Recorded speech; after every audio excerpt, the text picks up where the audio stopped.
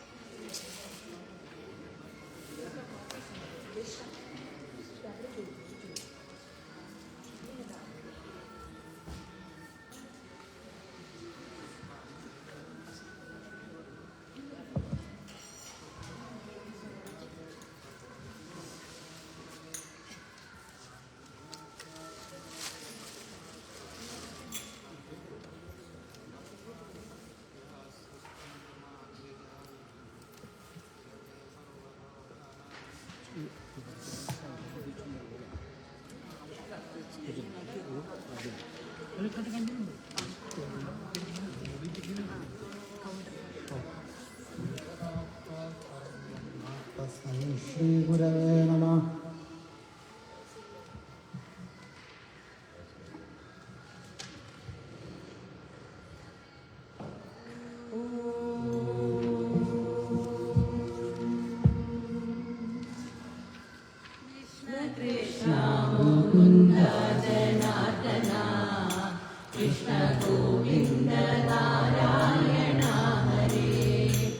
अच्युतानन्द गोविन्द माधव सच्चिदानन्द नारायण हरे कृष्ण कृष्ण मुकुन्द जनार्दन कृष्ण गोविन्द नारायण हरे अच्युतानन्द गोविन्द माधव सच्चिदानन्द नारायण हरे गुरुनाथन गुणचैत सन्दतं തിരുനാമങ്ങൾ നാവിന്മേൽപ്പോഴും പിരിയാതെ ഇരിക്കണം നമ്മുടെ നരജന്മം സഫലമാക്കിടുവാൻ കൃഷ്ണ കൃഷ്ണ മുകുന്ദ ജനാർദന കൃഷ്ണ ഗോവിന്ദ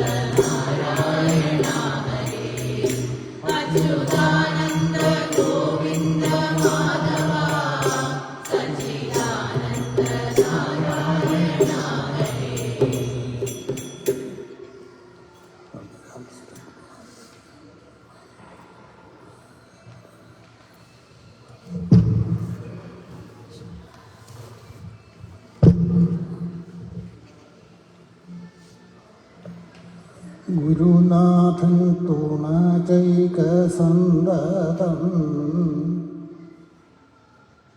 ഗുരുനാഥൻ തുണ ചെയ്യാം. ആരാണ് ഗുരു? പരമശിവാദ്യശേഷ ഗുരുപാരമ്പര്യക്രമേണ സ്വഗുരുപാദാംബുജം യാവത്താവൽ പ്രണവമി എന്നാണ് തന്ത്രത്തിലൊക്കെ ഗുരുവിനെ വന്ദിക്കാൻ ഒരു വഴിയായിട്ട് കാണുന്നത്. അതായത് ഗുരുവിനെ വന്ദിക്കുക എന്ന് വെച്ചാൽ അത് പരമശിവൻ, അതായത് ആദ്യമായിട്ടുള്ള ഗുരുവിൻ്റെ പാരമ്പര്യത്തിൽ വന്നിട്ടുള്ള ഗുരുവിനെയാണ് നമ്മൾ വന്ദിക്കുന്നത്. അല്ലാതെ ഇപ്പോൾ ബസ്സിൽ കയറാൻ പോകുമ്പോൾ കൈ പിടിച്ച് കയറ്റിയ ആളെ അദ്ദേഹം ഗുരുവാണ്, ഗുരു അല്ലാന്നല്ല, പക്ഷേ ആധ്യാത്മികമായിട്ട് ഉയർച്ച തരാൻ വേണ്ടിയിട്ട് വരണ ഗുരുവിനെയാണ് വന്ദിക്കുന്നത്. കബീർദാസ് പറയണത് ഗുരുവും ഈശ്വരനും കൂടി വന്നാൽ ആദ്യം ആരെയാണ് വന്ദിക്കേണ്ടതെന്ന് സംശയമാവും. പക്ഷെ അത് സംശയിക്കില്ല, ആദ്യം ഗുരുവിനെയാണ് വന്ദിക്കേണ്ടത്. എന്താണെന്ന് വെച്ചാൽ ഈശ്വരനെ കാണിച്ചു തരുന്നത് ഗുരുവാണ്. അതുകൊണ്ട് ഗുരുവിനെയാണ് വന്ദിക്കേണ്ടത്. ഗുരുനാഥൻ തുണ ചെയ്യണം. എന്തിനാ ഗുരുനാഥൻ തുണ ചെയ്യണത്? ആധ്യാത്മിക അനുഭൂതി ഉണ്ടാവാൻ വേണ്ടിയിട്ടാണ് ഗുരുനാഥൻ തുണ ചെയ്യേണ്ടത്. തോടകാചാര്യര് ശങ്കരാചാര്യരുടെ ശിഷ്യന്മാരിൽ ഒരാളാണ്. അദ്ദേഹം ഈ ശങ്കരാചാര്യർ പഠിപ്പിച്ചുകൊണ്ടിരിക്കുമ്പോൾ ബാക്കിയുള്ളവരൊക്കെ അതിൽ മുഴുകിക്കൊണ്ടിരിക്കുകയാണ് പതിവ്, ആ പഠിക്കണയിൽ വളരെ ശ്രദ്ധിച്ചുകൊണ്ട്. പക്ഷേ ഈ തോടകാചാര്യർ അപ്പം ഗുരുവിൻ്റെ വസ്ത്രം കഴുകാനോ അങ്ങനെയൊക്കെയാണ്. അപ്പോൾ ഈ തോടകാചാര്യരെ ബാക്കിയുള്ളവർക്കൊക്കെ ഒരു ചെറിയൊരു പുച്ഛം. അപ്പോൾ ഒരു ദിവസം ക്ലാസ് പഠിപ്പിക്കാൻ തുടങ്ങുമ്പോൾ തോടകാചാര്യർ വന്നിട്ടില്ല. അപ്പോൾ ശങ്കരാചാര്യർ തോടകാചാര്യർ വരാൻ വേണ്ടിയിട്ട് കുറച്ച് നേരം കാത്തിരുന്നു. അപ്പോൾ ബാക്കിയുള്ളവരൊക്കെ കുറച്ചൊരു പുച്ഛത്തോടു കൂടി പറഞ്ഞു, എന്തിനാ ഇടെ കാത്തിരിക്കണം, ഒരു മണ്ടനായിട്ടുള്ള ഒരാളെ കാത്തിരിക്കണം. അപ്പോൾ തോടകം നഭൂമിർന്നതോയെന്ന തേജോനവായുർന്നഖന്നേന്ദ്രിയം എന്ന തേഷാം സമൂഹ എന്നുള്ള തോടക വൃത്തത്തിൽ ഗംഭീരമായിട്ടുള്ള ആധ്യാത്മിക തത്വം അടങ്ങുന്ന ഒരു സ്തോത്രം ചൊല്ലി തോടകാചാര്യർ വരികയുണ്ടായി. അതെന്താണെന്ന് വെച്ചാൽ ഗുരുവിൻ്റെ ആ കടാക്ഷം, ഗുരുവിൻ്റെ കൃപ അദ്ദേഹത്തിന് ഉണ്ടായി. അതുകൊണ്ടാണ് ഈ ആധ്യാത്മിക അനുഭൂതി ഉണ്ടായത്. അതുകൊണ്ടാണ് ഗുരു വേണം.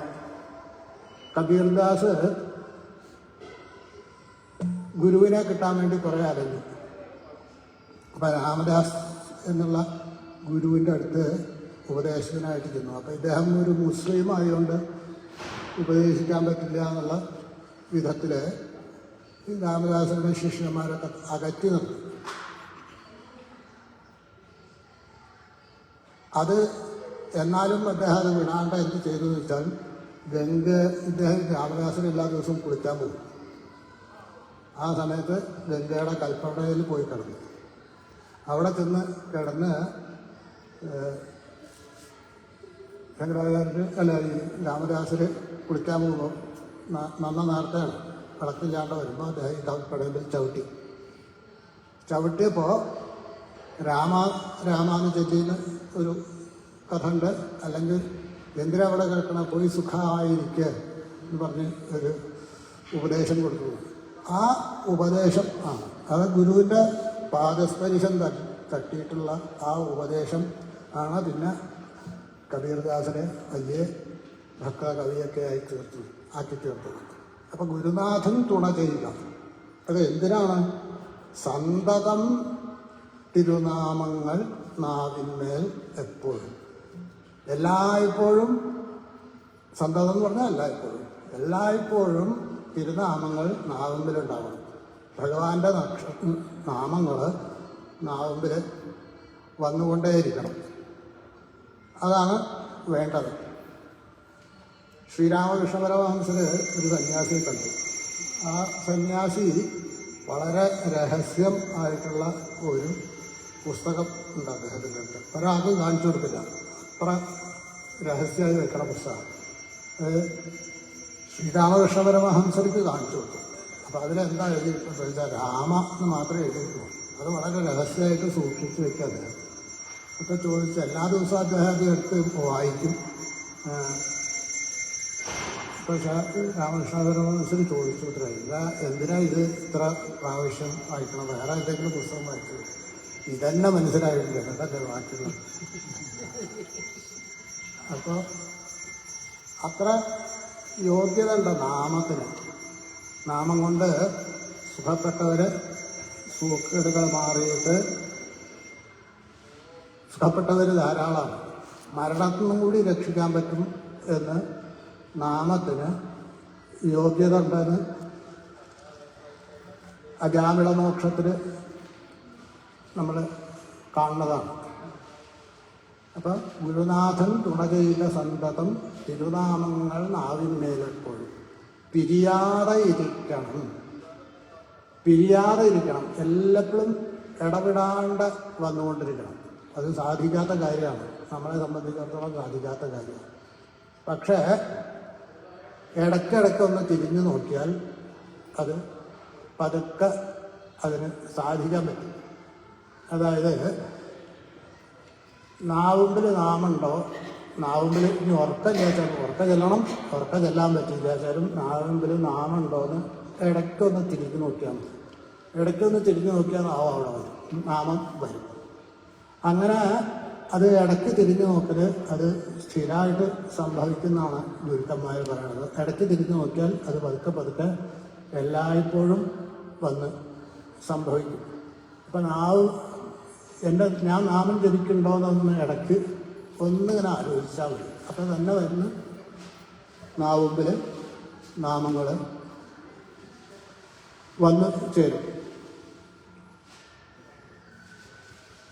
എന്തിനാണ് നാമം ജപിക്കുന്നത്? എന്തിനാണ് നാമം ജപിക്കുന്നത്? വെറുതെ നാമം ജപിക്കുക അത്രയേ ഉള്ളൂ. അങ്ങനെയല്ല.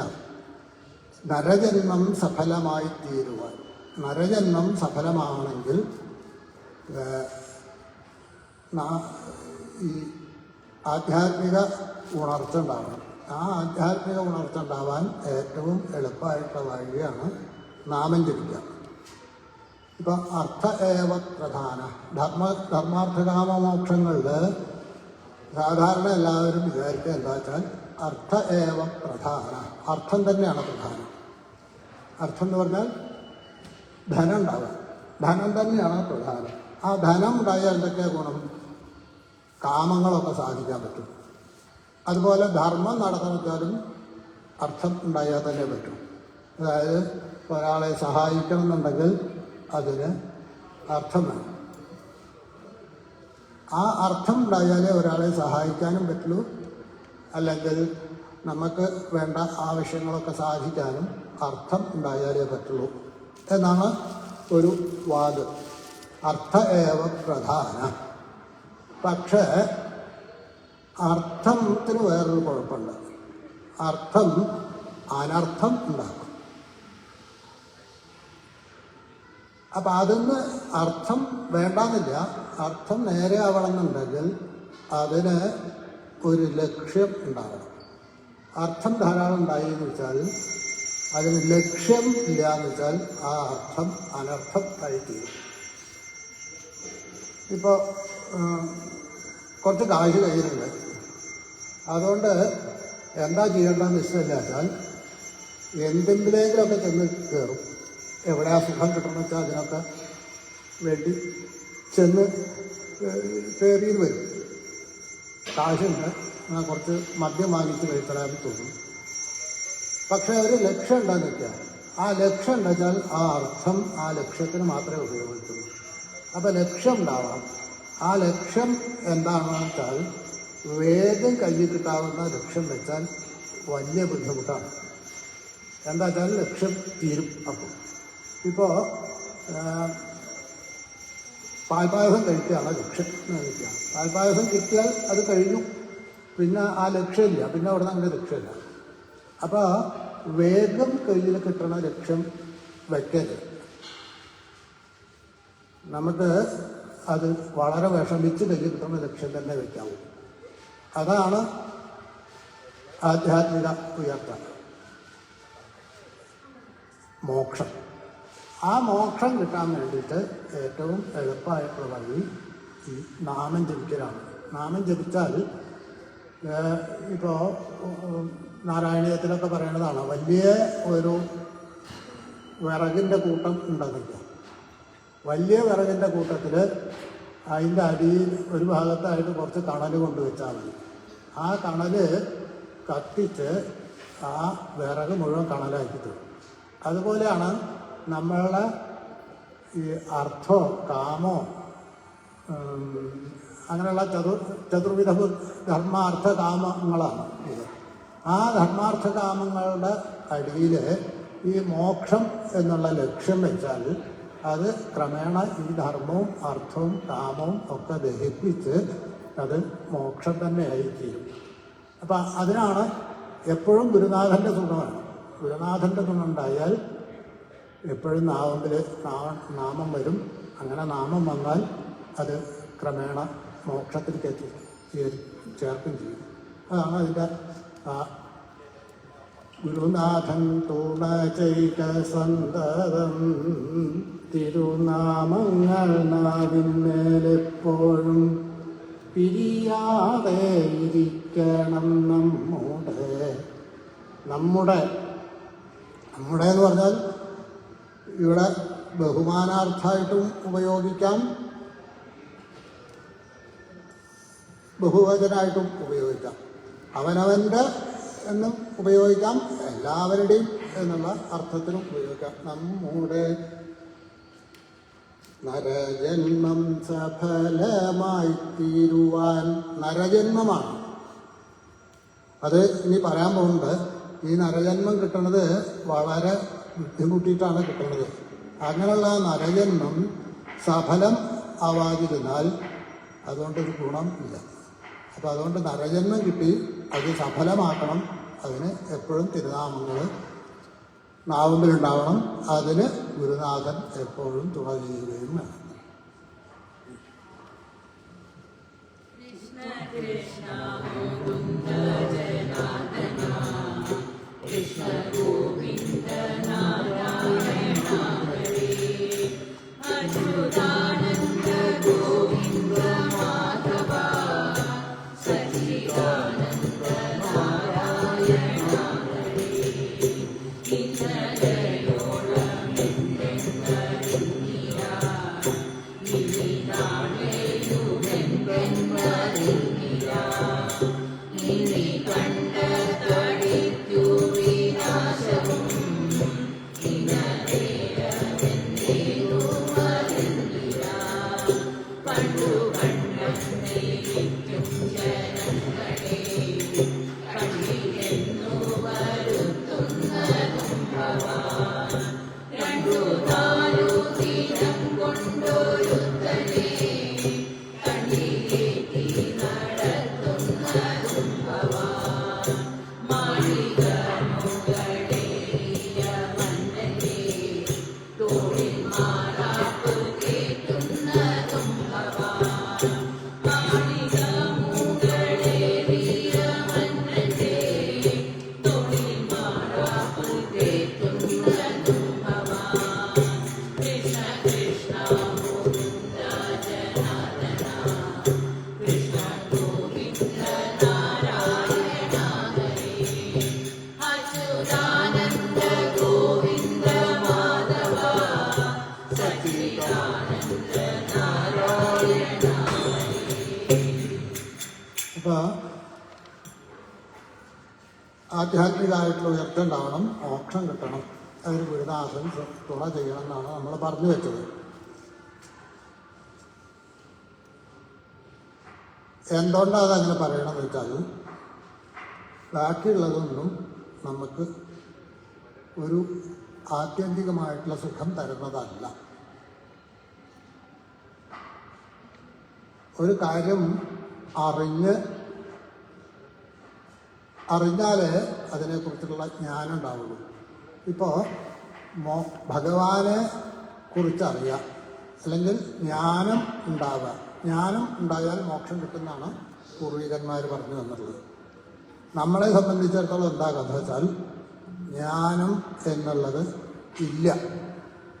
ഇന്നലെയോളമെന്തെന്നറിഞ്ഞില്ല. ഇന്നലെ വരെ ഞാൻ എന്തായിരുന്നു എന്ന് നമുക്ക് യാതൊരു നിശ്ചയവും ഇല്ല. ജനിച്ചതിൻ്റെ മുതൽ എനിക്ക് ഞാൻ ആരാണെന്ന് എനിക്കറിയാം എന്ന് പറഞ്ഞാൽ ജനിക്കണതിൻ്റെ മുമ്പ് എന്തായിരുന്നു എന്ന് ഒരു രൂപമില്ല. ഇനി ജനിച്ച് കഴിഞ്ഞിട്ട് എനിക്ക് എന്നെ അറിയാമെന്ന് പറഞ്ഞാൽ അതിലധികം വലിയൊരു പൊടി പറയാണ്ടാവില്ല. അത്ര അസത്യം ആവും അത്.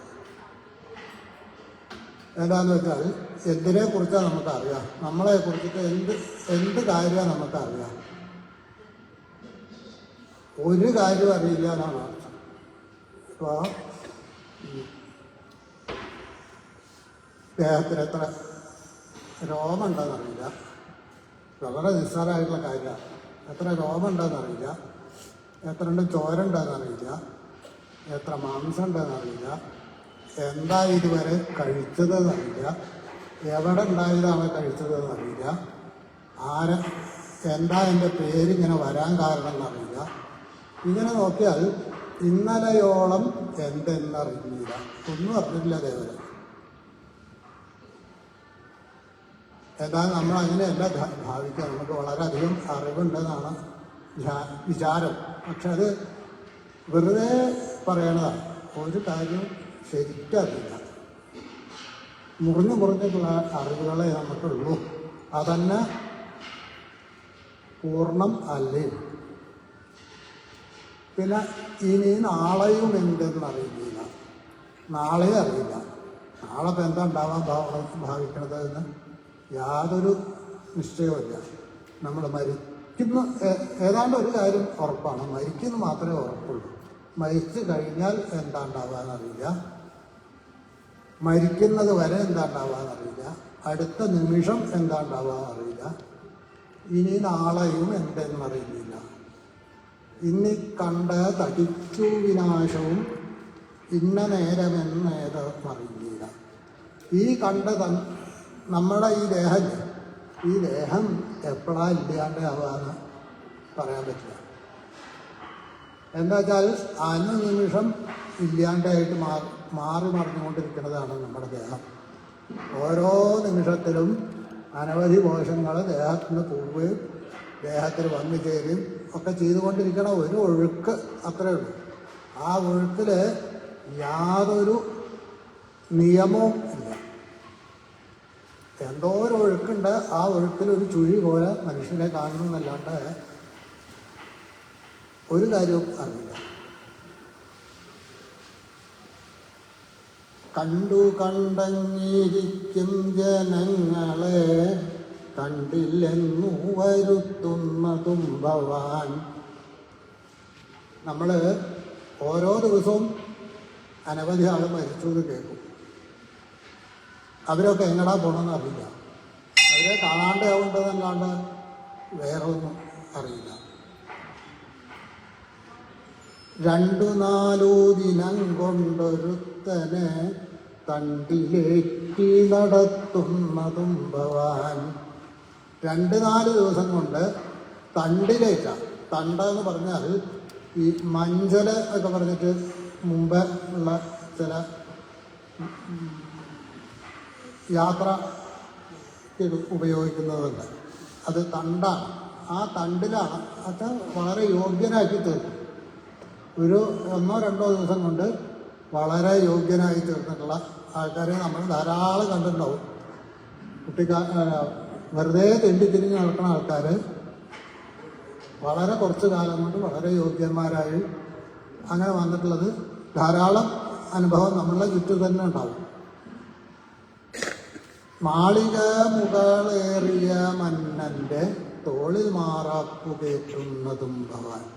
വളരെ യോഗ്യമായിട്ടുള്ള സ്ഥലത്തിരുന്ന ആളെ ഒന്നും ഇല്ലാണ്ടാക്കി തീർക്കുന്നതും ഒക്കെ ഭഗവാന്റെ കളികളാണ്. ഇപ്പം കാശിലോമ ഉണ്ടായിരുന്നില്ലേ, അദ്ദേഹം എത്ര കേമനായിരുന്നു.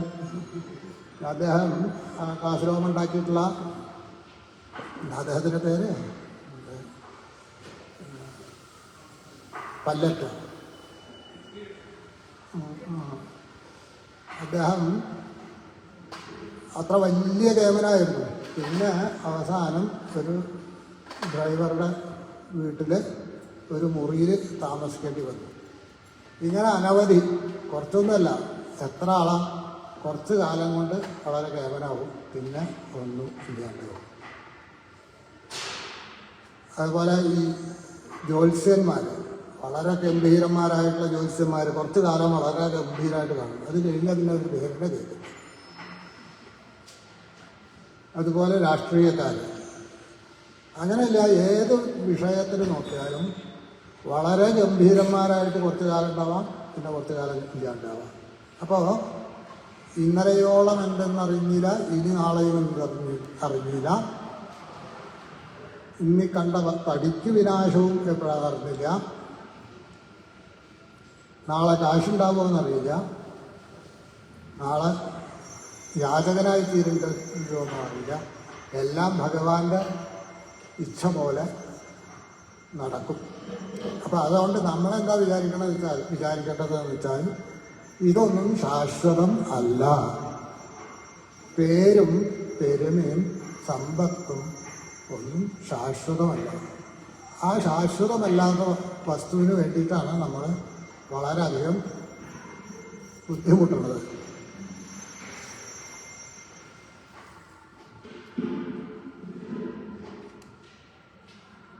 മാളിക മുകളേറിയ തോളിൽ മാറാത്തെന്ന് പറഞ്ഞാൽ യാചകനാക്കി തീർക്കുന്നത് നടത്തും. അങ്ങനെയാണ് ഭഗവാൻ. കൃഷ്ണ കൃഷ്ണ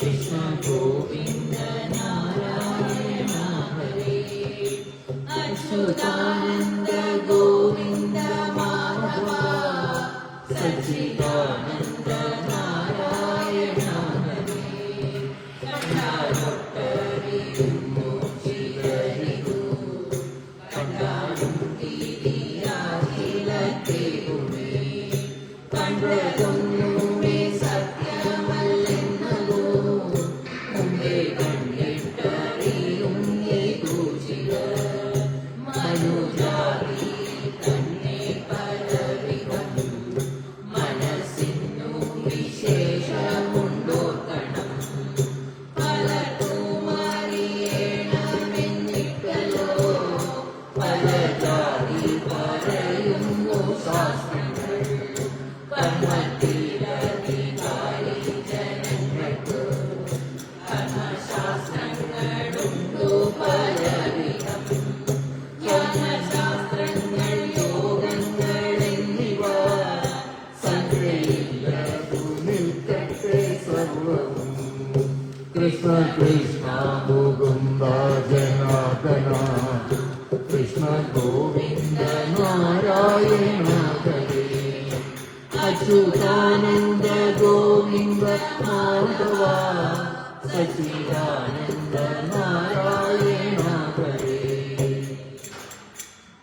അപ്പോൾ ഇന്ന നേരം എന്താ ഉണ്ടാവുകയെന്ന് നിശ്ചയില്ല, ഇന്നലെ കഴിഞ്ഞതും നിശ്ചയില്ല, നാളെ വരാൻ പോകുന്നതും നിശ്ചയില്ല. അങ്ങനെ ഇരിക്കണം. നമുക്ക് ഇത് കണ്ടാൽ മനസ്സിലാവണ്ടേ, ഇത് അനിത്യം ആണെന്ന് മനസ്സിലാവണ്ടേ. അനിത്യം ആയിട്ടുള്ള വസ്തുവാണ് നമ്മളുടെ നാല് പുറം ഉള്ളതെന്ന് മനസ്സിലാവണ്ടേ. എന്നാൽ ചിലർക്ക് അത് മനസ്സിലാവും. കണ്ടാലൊട്ടറിയുന്നു ചിലരിതോ, ഇത് ചിലർക്ക് മനസ്സിലാവും. ഇത് നിത്യം അല്ല. ഇപ്പം കുട്ടികളില്ലേ, കുട്ടികൾ ഒരു കളിപ്പാട്ടം കണ്ടാൽ അതിന് വാശി പിടിക്കും. കുറച്ച് കഴിഞ്ഞാൽ അത് ഒഴിവാക്കി വേറൊന്നിന് വാശി പിടിക്കും. അത്രയേ ഉള്ളൂ. നമ്മളും അതുപോലെ തന്നെയാണ്. ഒരു കാര്യം കണ്ടാൽ അതിൻ്റെ പിന്നാലെ നടന്നു നോക്കും, അത് കുറച്ച് കഴിഞ്ഞാൽ ഒഴിവാക്കും. എന്താണെന്ന് വെച്ചാൽ അത് നമുക്കൊക്കെ ആവശ്യമുള്ളത് സുഖം ആണ്. സുഖത്തിന് വേണ്ടിയിട്ടാണ് എല്ലാവരും പരിശ്രമിക്കുന്നത്. അപ്പോൾ ഒരു കാര്യം കണ്ടാൽ അതിൽ സുഖം ഉണ്ടോ എന്ന് നോക്കും. അതിൽ സുഖം ഉണ്ടോയെന്ന് വെച്ചാൽ കുറച്ച് നേരം കൈ പിടിക്കും, കുറച്ച് കഴിഞ്ഞാൽ അത് സുഖം അല്ല എന്ന് മനസ്സിലാവും. എന്നിട്ട് വേറെ ഒന്നെടുക്കും. അതിന് സുഖം ഉണ്ടെന്ന് തോന്നും, അത് ഒഴിവാക്കും, വേറെ ഒന്നെടുക്കും. അങ്ങനെ പോയിക്കൊണ്ടേയിരിക്കും. അപ്പോൾ ഒരു കാര്യം ഇപ്പോൾ എന്താ പറയുക, ചോറുണ്ടാക്കുകയാണ്. ചോറുണ്ടാക്കുമ്പോൾ എങ്ങനെയാ അത് വെന്തോ നോക്കുക? എങ്ങനെയാണ് ഒരു വറ്റെടുത്തിട്ട് വെന്തോ അത് നോക്കിയാൽ മതി, ബാക്കിയുള്ളത് വെന്തോ എന്തിൻ്റേത് മനസ്സിലാവും. പക്ഷേ നമ്മളങ്ങനെയല്ല, ഓരോ വറ്റും എന്തോ നോക്കിക്കൊണ്ടായിരിക്കണം. ഇതിൽ സുഖമുണ്ടോ, ഇതിൽ സുഖമുണ്ടോ, ഇതിൽ സുഖമുണ്ടോ, ഇതിൽ സുഖമുണ്ടോ എന്ന് നോക്കിക്കൊണ്ടിരിക്കുക. ഇത് കഴിയില്ല. എന്താണെന്ന് വെച്ചാൽ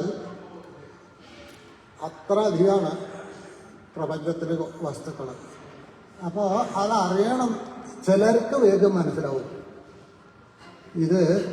ഇതിൽ സുഖം ഇല്ല, ഈ കാണുന്നതിലൊന്നും സുഖം ഇല്ല എന്ന് മനസ്സിലാവും. കണ്ടാലൊട്ടറിയുന്നു ചിലരിതോ, കണ്ടാലും തിരിയ ചിലർക്കേതുമേ. ചിലർക്ക് ഇത് മനസ്സിലാവുന്നില്ല. ഇതിൽ സുഖം ഇല്ല എന്ന് മനസ്സിലാവണത് വളരെ കുറച്ച് ആൾക്കാർക്ക് മനസ്സിലാവുള്ളൂ. ഈ പ്രപഞ്ചത്തിൽ എന്തൊക്കെ വസ്തുക്കളുണ്ട്, ആ വസ്തുക്കളിലൊക്കെ സുഖം തിരഞ്ഞ് നമ്മൾ പോയാൽ അനന്തമായി സുഖം തിരഞ്ഞു പോകാമെന്നല്ലാണ്ട് സുഖം കിട്ടലുണ്ടാവില്ല. സുഖം കിട്ടാൻ ആകെ ഒരു മാർഗ്ഗമേ ഉള്ളൂ. അത് അവനവൻ തന്നെയാണ് ഏറ്റവും സുഖം കിട്ടാനുള്ള മാർഗം. വേറെ എന്ത് വസ്തുവായാലും ഇപ്പോൾ ചെണ്ട കൊട്ടനാണെന്ന് വെച്ചാൽ ചെണ്ട കൊട്ടനായാലും ഒരു സുഖം ഉണ്ടാകുന്ന വെച്ചാൽ ചെണ്ട വെച്ചാൽ സുഖമില്ല. പക്ഷേ അവനവനിൽ സുഖം കണ്ടു തുടങ്ങിയാൽ അതാണ് സുഖം. വേറൊരു വസ്തുവും ആവശ്യമില്ല, അത് അവനവൻ തന്നെയാണ് സുഖം എന്ന് മനസ്സിലാവുക. അതാണ് വേണ്ടത്. പക്ഷെ നമ്മളങ്ങനെയല്ല, പലകല്ലും സുഖമുണ്ടോ സുഖമുണ്ടോ എന്ന് നോക്കി നടക്കും. കണ്ടാലൊട്ടറിയുന്നു ചിലരിതോ, കണ്ടാലും തിരിയാ ചിലർക്കേതുമേ. കണ്ടതൊന്നുമേ സത്യമല്ലെന്നതോ, മുമ്പേ കണ്ടിട്ടറിയുന്നീതു ചിലർ. കണ്ടതൊന്നും സത്യമല്ല, നമ്മൾ ഈ അനുഭവിക്കുന്ന കാര്യങ്ങളൊന്നും സത്യം അല്ല എന്ന് ചിലർക്ക് മനസ്സിലാവും. എന്താ അതിന് കാരണം എന്ന് വെച്ചാൽ, സത്യം എന്ന് പറഞ്ഞാൽ 3 കാലത്തും നിലനിൽക്കുന്ന കാര്യത്തിനെ സത്യം എന്ന് പറയാൻ പറ്റും. അതായത് ഭൂതത്തിലും ഭാവിയിലും വർത്തമാനത്തിലും നിലനിൽക്കണ ഒരേപോലെ നിൽക്കുന്ന ഒരു കാര്യത്തിനെ സത്യം എന്ന് പറയാൻ പറ്റില്ല, അല്ലാണ്ട് സത്യം എന്ന് പറയാൻ പറ്റില്ല. ഇപ്പോൾ ഈ പുസ്തകം ഉണ്ട്, എൻ്റെ അടുത്തുണ്ട്. ഈ പുസ്തകം സത്യം ആണെന്ന് വിചാരിക്കാം. അപ്പോൾ ഈ പുസ്തകം 1, 2, 3, 4 അല്ലെങ്കിൽ 10, 15, 20, 100 കൊല്ലം മുമ്പ് ഈ പുസ്തകം ഈ രൂപത്തിലായിരുന്നില്ല. ഈ പുസ്തകം ഏതോ കാട്ടിൽ നിൽക്കണ മുളയുടെ രൂപത്തിലോ എന്തോ ആയിരിക്കാം. അപ്പോൾ ഈ പുസ്തകം ആണ് സത്യം എന്ന് നമുക്ക് ധരിക്കാൻ വയ്യ. എന്താ വെച്ചാൽ 2, 3 കാലത്തും സത്യമായിട്ടുള്ളത് സത്യമാണ്. എന്താ പേര് എന്ന് ചോദിച്ചാൽ എൻ്റെ പേര് ദിവാകരൻ ആണെന്ന് പറയാം. ഞാൻ മതം മാറിയിരിക്കുക. മതം മാറിയെന്ന് വെച്ചാൽ എൻ്റെ പേര് ചോദിച്ചാൽ എന്താ പറയാം, ഞാനൊരു വേറെ ഏതെങ്കിലും ഒരു പേര് പറയും. അപ്പോൾ ഏതാ സത്യം? അപ്പോൾ പേരല്ല സത്യം, ഉറപ്പാണ്. ഈ ആപേക്ഷികമായിട്ട് ഞാനാണ് സത്യം, പേരല്ല സത്യം. അപ്പം അതുകൊണ്ട് ഈ കാണുന്നതൊന്നും സത്യമല്ല. നമ്മളൊക്കെ അനുഭവിക്കാൻ പറ്റുന്നതൊന്നും സത്യം ആവാൻ വഴിയില്ല. എന്താ വെച്ചാൽ നമ്മൾക്ക് മുറിഞ്ഞിട്ടുള്ള കാര്യങ്ങളെ അനുഭവിക്കാൻ പറ്റുള്ളൂ. അത് അനുഭവിക്കുന്നത് സത്യം ആവാൻ വഴിയില്ല. എന്താണെന്ന് വെച്ചാൽ മുറിഞ്ഞിട്ടുള്ള കാര്യം സത്യം ആവാൻ പറ്റില്ല. നമ്പൂതിരിമാരുടെ ഇടയിൽ സത്യത്തിന് അസത്യത്തിന്, അതായത് നുണയ്ക്ക് പൊളി എന്നാണ് പറയുക. പൊളി പറയരുതെന്നേ പറയാം. അസത്യം നുണ പറയരുതെന്ന് പറയില്ല. എന്താണെന്ന് വെച്ചാൽ അർദ്ധസത്യം ആണ് പൊളി. അർദ്ധസത്യം തന്നെ പറയാൻ പാടില്ല എന്നാ പറയാം. നമുക്ക് അർദ്ധസത്യം അല്ലാണ്ട് ഒന്നും പറയാൻ പറ്റില്ല എന്നുള്ളതാണ് കാര്യം. സത്യം അതാണ്. അർദ്ധസത്യം അല്ലാണ്ട് ലോകത്തിന് നമുക്ക് അനുഭവിക്കാനോ ഒന്നും പറ്റില്ല. ഒരു കാര്യം പൂർണ്ണം ആയിട്ടുള്ളതാണ് സത്യം, പൂർണ്ണമല്ലാത്തതൊക്കെ അസത്യമാണ്. അപ്പോൾ നമ്മൾ എന്ത് പറഞ്ഞാലും അത് അസത്യമായിട്ട് വരും. അപ്പോൾ ഇത് മനസ്സിലാവണം. ഈ കാണുന്നത് നമുക്ക് അനുഭവിക്കാൻ പറ്റുന്നതോ നമുക്ക് പറയാൻ പറ്റുന്നതോ ഇതൊന്നും സത്യമല്ല. അത് വിചാരിച്ചിട്ട് അത് അനുഭവിക്കേണ്ടതല്ല. പക്ഷേ ആ ബോധ്യം ഉണ്ടായാൽ അത് ക്രമേണ ആ അസത്യത്തിൽ നിന്നൊക്കെ പിരിഞ്ഞ് പൂർണ്ണമായിട്ടുള്ള സത്യത്തിലേക്ക് നമ്മളെ എത്തിച്ചേർക്കും. അത് കണ്ടതൊന്നുമേ സത്യമല്ലെന്നത് മുമ്പേ കണ്ടിട്ടറിയുന്നു ചിലർ അത് വളരെ വേഗം മനസ്സിലാക്കും. അതാണ് ആധ്യാത്മിക ഉയർച്ച ഉണ്ടാവുന്നത്. ഈ പ്രപഞ്ചത്തിലുള്ള സത്തുക്കളൊന്നും നിത്യവസ്തുക്കളല്ല, അതൊക്കെ പെട്ടെന്ന് ഉണ്ടായി മറഞ്ഞു പോകുന്ന ഓരോ മായക്കാഴ്ചകളാണ് എന്ന് ചിലർക്ക് മനസ്സിലാവും. ഇത് ആൾക്കാർക്ക് മനസ്സിലാക്കി കൊടുക്കണമല്ലോ. മഹർഷിമാര് വിചാരിച്ചു ഇത് എല്ലാവർക്കും മനസ്സിലാക്കി കൊടുക്കണം. എല്ലാവർക്കും മനസ്സിലാക്കി കൊടുക്കണം എന്ന് വിചാരിച്ചാൽ ഒരു ബുദ്ധിമുട്ടുണ്ട്. എന്താ വെച്ചാൽ ഈ കേൾക്കണ ആൾക്കാർക്ക് മനസ്സിലാവണ്ട. ഇപ്പം ഞാൻ മലയാളത്തിൽ പറഞ്ഞ് അവിടെ ഫ്രഞ്ച് പഠിക്കണ ഒരാൾ, ഫ്രഞ്ച് ഇഷ്ടമുള്ള ഒരാൾ കേട്ടാൽ ഒന്നും മനസ്സിലാവില്ല. ഞാനെന്തോ പറഞ്ഞു, അദ്ദേഹം എന്തോ കേട്ടു, അത്ര തന്നെ ഉണ്ടാവും. ഇനി അതുമല്ല, ഒരാള് ധാരാളം എല്ലപ്പോഴും എന്തെങ്കിലും ചെയ്യണം എന്ന് വിചാരിക്കുന്ന ഒരാളാണെന്ന് അയാളോട് പോയിട്ട്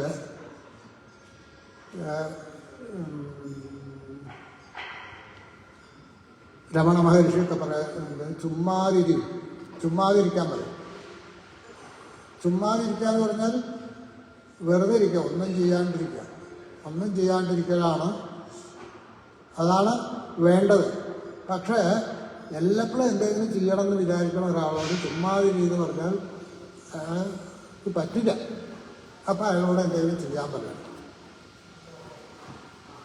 ഇനി ചിലർ ആധ്യാത്മികമായിട്ട് വളരെ ഉയർന്നിട്ടുള്ള ആൾക്കാരുണ്ടാവും.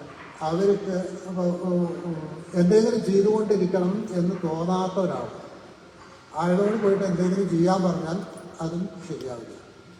അപ്പോൾ ഒരാളുടെ ഉയർച്ച എങ്ങനെയാണ് ഉണ്ടാവാന്ന് കണ്ടുകൊണ്ട് അതിനനുസരിച്ച് മനുജാതിയിൽ തന്നെ പലവിധം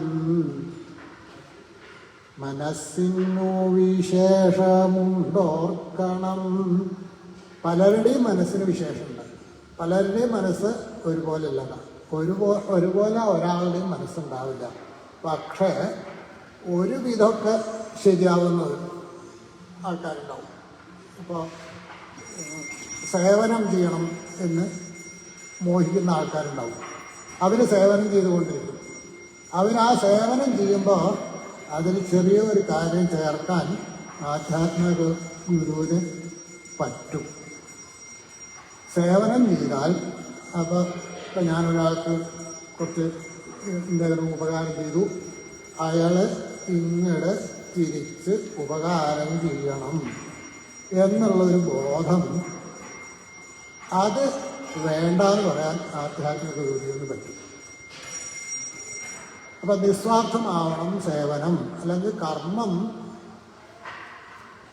ഒന്നും ഇങ്ങോട്ട് കിട്ടണം എന്ന് വിചാരിച്ച് ചെയ്യരുതെന്ന് ഗുരുവിന് ഉപദേശിക്കാൻ പറ്റും. അതാണ് ഈ പലർക്കും എന്നിട്ടല്ലോ അറിയണമെന്നിട്ടല്ലോ പല ജാതി പറയുന്നു ശാസ്ത്രങ്ങൾ.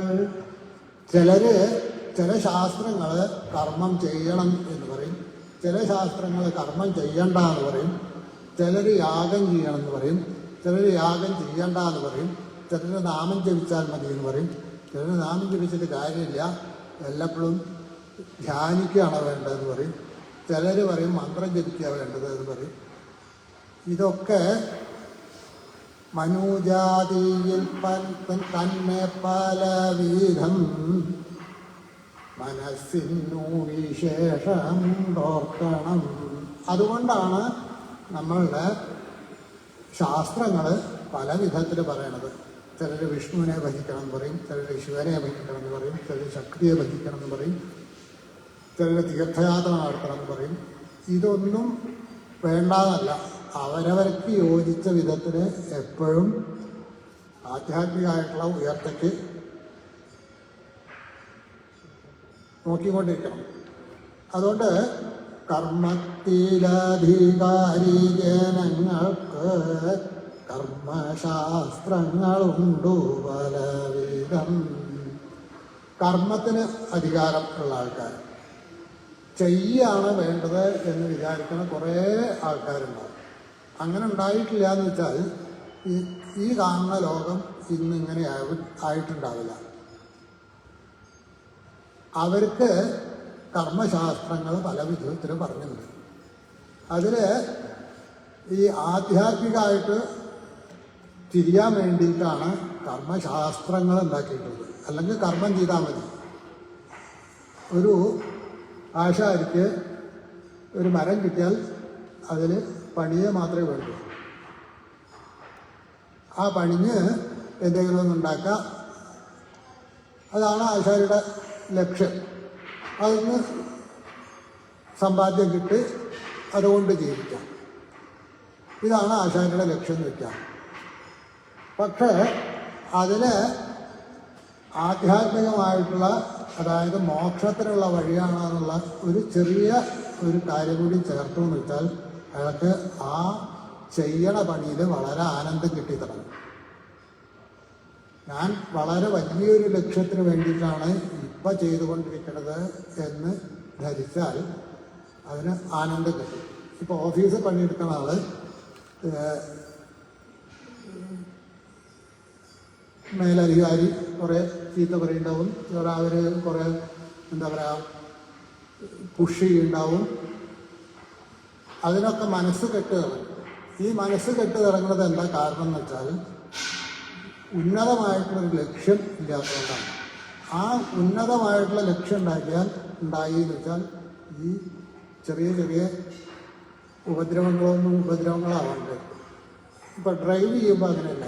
ഡ്രൈവ് ചെയ്യുമ്പോൾ നേരെ മുമ്പിലേക്ക് നോക്കി ഡ്രൈവ് ചെയ്യരുത്, അകലേക്ക് നോക്കി ഡ്രൈവ് ചെയ്യണം.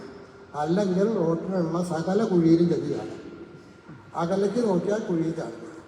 അപ്പം അതുകൊണ്ട് ഈ കർമ്മശാസ്ത്രങ്ങൾ പറയണത് ആ കാര്യത്തിൽ ഒരു കാര്യം ചെയ്യണ്ടെങ്കിൽ അത് എളുപ്പമാക്കിയിട്ട് അതിന് വലിയൊരു ലക്ഷ്യം ഉണ്ടെന്ന് ബോധിപ്പിച്ച് അങ്ങനെ പോയാലാണ് ആ കർമ്മശാസ്ത്രവും നേരെയാവുള്ളൂ, ലക്ഷ്യത്തിൽ എത്തുകയും ചെയ്യുള്ളൂ. അങ്ങനെ കർമ്മശാസ്ത്രങ്ങളാണ്. ഇനി ജ്ഞാനശാസ്ത്രങ്ങളുണ്ട് പല വിധത്തിൽ ജ്ഞാനശാസ്ത്രമുണ്ട്. ഇപ്പോൾ സാഖ്യശാസ്ത്രങ്ങളുണ്ട്, അദ്വൈതം ഉണ്ട്, വിശിഷ്ടാദ്വൈതമുണ്ട്, ദ്വൈതമുണ്ട്, അദ്വൈതമുണ്ട്. പിന്നെ അദ്വൈതത്തിൽ തന്നെ വല്ലഭാചാര്യരുടെ ഒരു വഴിയുണ്ട്, ശങ്കരാചാര്യരുടെ ഒരു വഴിയുണ്ട്. അങ്ങനെ പല വിധത്തിൽ ആചാര്യന്മാർ പല വിധത്തിൽ പറഞ്ഞിട്ടുണ്ടാവും. പിന്നെ യോഗങ്ങൾ,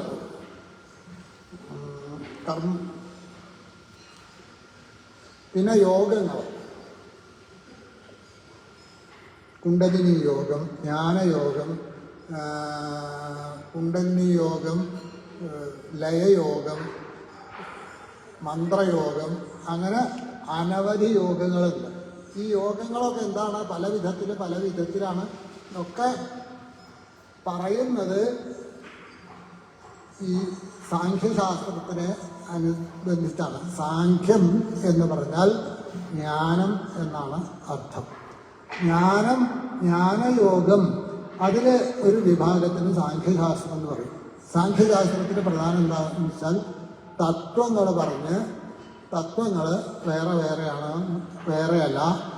എന്താ പറയുക, 25 തത്വങ്ങളാണ് സാഖ്യശാസ്ത്ര പ്രകാരമുള്ളത്.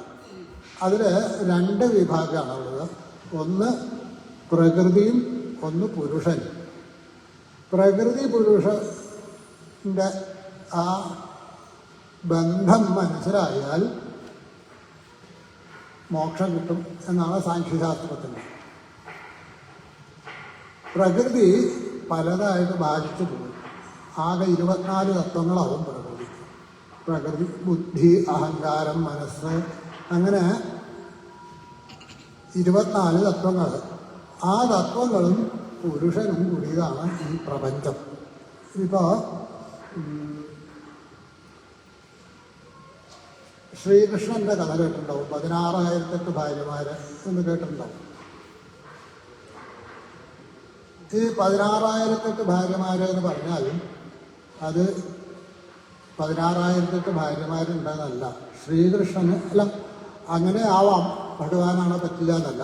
പക്ഷേ അതിൽ നമുക്ക് മനസ്സിലാവാൻ എളുപ്പം പുരുഷനും പ്രകൃതിയും ആണ്.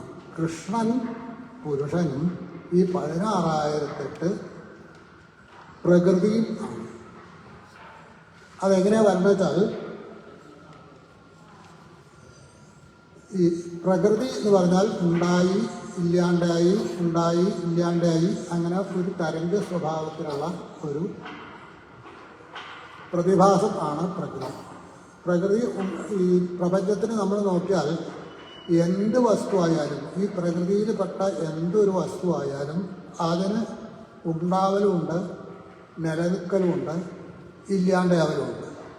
ഈ 3 കാര്യമല്ലാണ്ട് പ്രപഞ്ചത്തിൽ നമുക്ക് അനുഭവിക്കാവുന്ന ഒരു വസ്തു കാണില്ല. അതാണ് പ്രകൃതി. അങ്ങനെ ഈ തരംഗ സ്വഭാവത്തിലുള്ള പ്രകൃതിക്ക് ഒരു നിയമം വരും. ഇപ്പോൾ ഒരാൾ ജനിച്ചാൽ ഇത്ര കൊല്ലം ജീവിക്കുക, ഏതാണ്ട് ഒരു നിയമം വരും. ആ നിയമത്തിൻ്റെ ഉള്ളിൽ കിടന്നിട്ട് അതിനെ പറ്റുള്ളൂ. പ്രകൃതിയിൽ എന്ത് വസ്തുവായാലും അതിനൊരു നിയമം ഉണ്ടാവും. ആ നിയമം ആണ് അതിൻ്റെ ബോധം. ഇപ്പം ഞാൻ അച്ഛനാണെന്നുള്ള ബോധം എനിക്കുണ്ടാവണോടത്തോളം കാലം ഞാൻ അച്ഛനാണ്. ഞാൻ വിദ്യാർത്ഥിയാണ് എന്നുള്ള ബോധം ഉണ്ടാവണോടത്തോളം കാലം ഞാൻ വിദ്യാർത്ഥിയാണ്.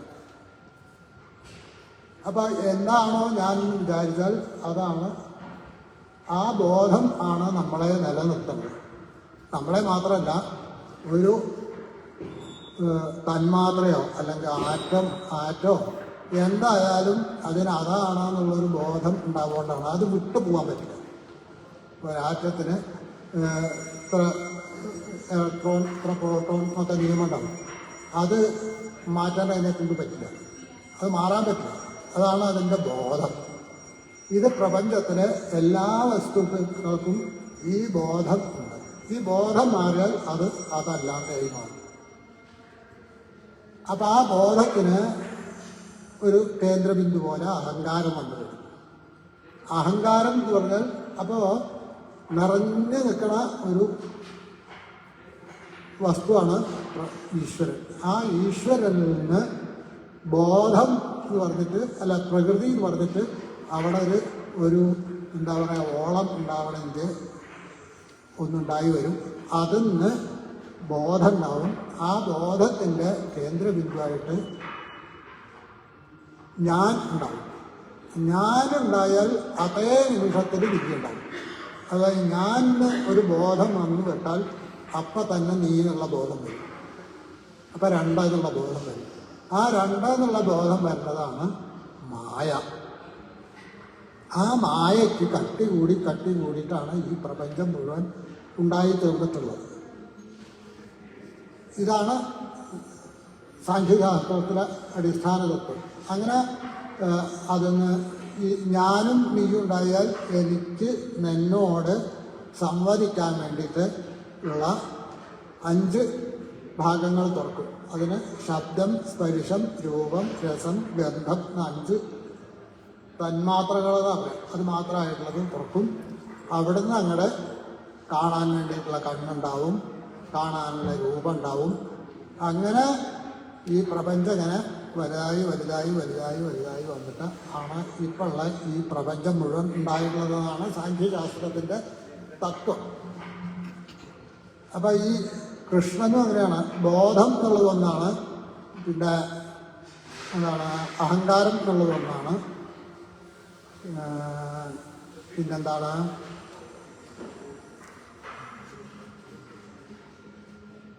ഈ 5 തന്മാത്രകൾ, അതും ഓരോന്ന് തന്നെയാണ്. അതായത് ഇപ്പം കാണുക എന്നുള്ള വസ്തു, കാണാൻ പറ്റുന്ന ഒരു പൂവ് കാണുകയാണെന്ന് വെച്ചാൽ ആ പൂവിന് ഗന്ധം ഉണ്ടോയെന്നോ അല്ലെങ്കിൽ അതിനെ സ്പർശിക്കാൻ പറ്റുന്നോ അതിനെ ചവച്ച് തിന്നാൽ അതിനെന്ത് രസമുണ്ടോയെന്നോ കണ്ണിന് അറിയേണ്ട യാതൊരു ആവശ്യമില്ല. കണ്ണിനത് കാണാൻ മാത്രമേ വേണ്ടൂ. അതുകൊണ്ട് അതിന് രൂപതന്മാത്ര എന്ന് പറയും. അത് ഒന്നാണ്. അതുപോലെ കേൾക്കണതിന് ശബ്ദതന്മാത്ര എന്ന് പറയും. അങ്ങനെ 5 തന്മാത്രകളുണ്ട്. പിന്നെ ബോധമുണ്ട്, അഹങ്കാരമുണ്ട്, പിന്നെ നേരത്തെ പറഞ്ഞ പ്രകൃതിയുണ്ട്. ഈ 8 എണ്ണം അതിന് മാറ്റമില്ല. പിന്നെ വരണത് ഈ 10 ജ്ഞാനേന്ദ്രിയങ്ങൾ, 5 ജ്ഞാനേന്ദ്രിയങ്ങളും 5 കർമ്മേന്ദ്രിയങ്ങളും. കാണുക, കേൾക്കുക മുതലായിട്ടുള്ള ജ്ഞാനേന്ദ്രിയങ്ങൾ, നാവുകൊണ്ട് രുചിക്കുക മുതലായിട്ടുള്ള കർമ്മേന്ദ്രിയങ്ങൾ. ഇതൊക്കെ ഓരോന്നാണെങ്കിലും കാണുക എന്നുള്ളത് പലത് കാണുന്നത് കൊണ്ട് അതിനൊക്കെ 1000 നമ്പർ കൊടുത്തു. അങ്ങനെ അത് ജ്ഞാനേന്ദ്രിയ 5000ആയി, കർമ്മേന്ദ്രിയ 5000ആയി, കാണപ്പെടുന്ന വസ്തു അല്ലെങ്കിൽ കേൾക്കപ്പെടുന്ന കാര്യം അങ്ങനെയുള്ളത് 5000ആയി. അപ്പോൾ 16000ആയി. പിന്നെ ഒന്ന് മനസ്സ്, സങ്കല്പ വികല്പാത്മകവും. അങ്ങനെയാണ് ഈ പ്രകൃതി മുഴുവൻ അങ്ങനെയാണ്. അതിനോട് ഇതിലൊന്നും പെടാണ്ട് വേറെ നിൽക്കുന്ന ആളാണ് കൃഷ്ണൻ. അതായത് നമ്മുടെ ദേഹം തന്നെ ജീവൻ ഈ നമ്മുടെ ഈ കാര്യങ്ങളിലൊന്നും പെടാണ്ട് വേറെ നിൽക്കുന്നത്. ജീവന് ഇതിനോടൊന്നും ഒരു പറ്റും വരുന്നില്ല, ഒരു സംഘവും വരുന്നില്ല. അത് മനസ്സിലായാൽ മോക്ഷം കിട്ടും എന്നാണ് സാഖ്യശാസ്ത്രത്തിൻ്റെ അഭിപ്രായം. അതാണ് സാഖ്യശാസ്ത്രങ്ങൾ. അത് പ്രായോഗിക തലത്തിൽ എങ്ങനെയാണ് ഇത് ഉണ്ടാക്കുക, ഈ ബോധം ഉണ്ടാക്കി തീർക്കുക എന്ന് ആലോചിച്ച് അതിന് വേണ്ടിയിട്ടുള്ള മാർഗങ്ങളാണ് ഈ യോഗശാസ്ത്രങ്ങൾ. പാതഞ്ജല യോഗശാസ്ത്രം, അതിൽ ഹഠയോഗമുണ്ട്, അതുപോലെ ലയയോഗമുണ്ട്, കുണ്ടലിനി യോഗമുണ്ട്, മന്ത്രയോഗമുണ്ട്, തന്ത്രയോഗമുണ്ട്. അങ്ങനെ പല യോഗങ്ങൾ ഈ സാഖ്യശാസ്ത്രത്തിനെ അടിസ്ഥാനപ്പെടുത്തി ആ സാഖ്യശാസ്ത്രത്തിന് പറഞ്ഞിട്ടുള്ള കാര്യം എങ്ങനെയാണ് അനുഭവപ്പെടുത്തുക എന്ന് ആലോചിച്ച് ഉണ്ടാക്കിയിട്ടുള്ള ശാസ്ത്രങ്ങളാണ്. അതും നിൽക്കട്ടെ സർവവും. ഇങ്ങനെ പല വിധത്തിലുള്ള ശാസ്ത്രങ്ങളുണ്ട് എന്നുള്ളത് കാര്യം അവിടെ നിൽക്കട്ടെ.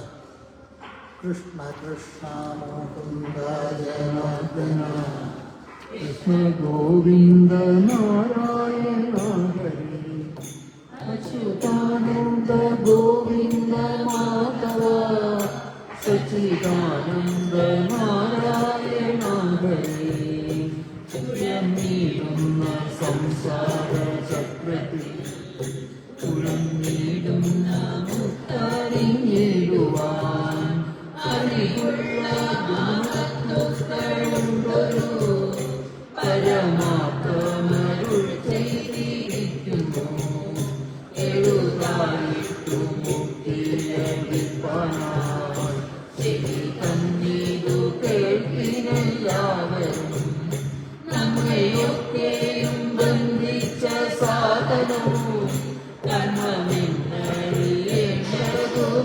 വരുവാൻ മുന്നമേ കണ്ട വിശ്വാമശേഷവും ഒന്നാളുള്ളൊരു ജ്യോതിസ്വരൂപമായി ഒന്നും ചെന്നു തന്നോടു പറ്റാതെ ഒന്നിനും ചെന്നു താനും വരയാതെ ഒന്നൊന്നായി വിലയ്ക്കും ജനങ്ങൾക്ക് ഒന്നു കൊണ്ടറിവാകുന്ന വസ്തുവായി ഒന്നിനുമറിയാത്ത ജനങ്ങൾക്ക് ഒന്നു കൊണ്ടും തിരിയാത്ത വസ്തുവായി ഒന്നുപോലെയൊന്നില്ലാതെയുള്ളത് ഒന്നാളൊരു ജീവസ്വരൂപമായി ഒന്നിനുമൊരു ബന്ധമില്ലാതെ നിന്നവൻ തന്നെ വിശ്വം ചമച്ചുപോയി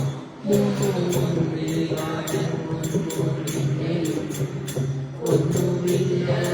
വിശ്വം മേലത്ത് കൃഷ്ണൻ പിന്നെയും ഒന്നുമില്ല വിശ്വം കൃഷ്ണ മുകുന്ദ ജനാർദ്ദന കൃഷ്ണ ഗോവിന്ദ നാരായണ ഹരി അച്യുതാനന്ദ ഗോവിന്ദ മാതാ സച്ചിദാനന്ദ നാരായണ ഹരി.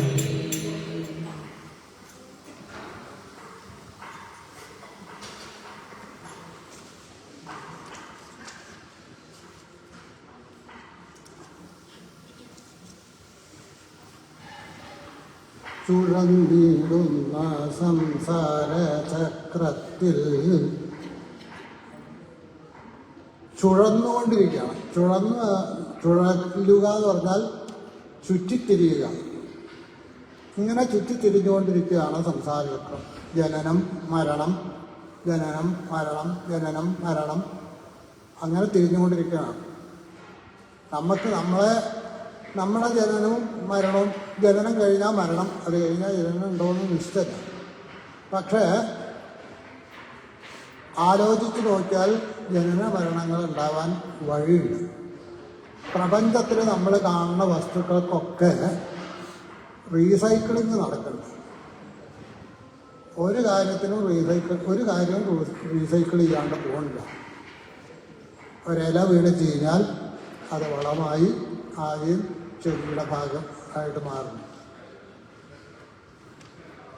ചിന്തകൾ കൂടി, ഒരാൾ ചിന്തിച്ചത് വേറൊരാൾ പിന്നെ ചിന്തിക്കണം, ഒരാൾ പറഞ്ഞത് പിന്നെ വേറൊരാൾ പറയണം.